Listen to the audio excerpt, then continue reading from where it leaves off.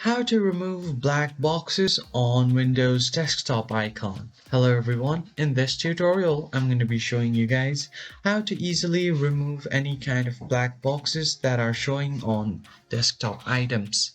So before we begin, make sure to head down below to give this video a like and subscribe to the channel. On that note, let's jump right in.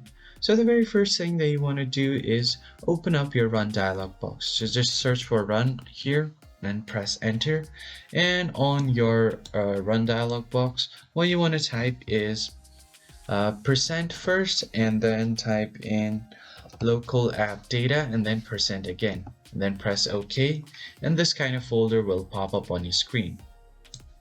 So here you will see these three dots, and from here you just want to tap on options, and once you tap on it, a new window will appear on your screen. Now head to the view tab on the top, and from here make sure to show hidden files and folders.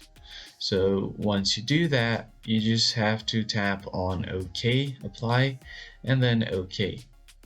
Once you do that, you just want to find this icon cache file and then delete it.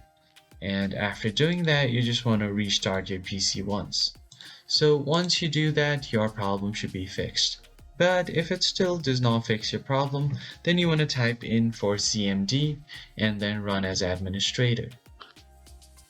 And once you open up your command prompt, you will have to enter all of these four commands one by one.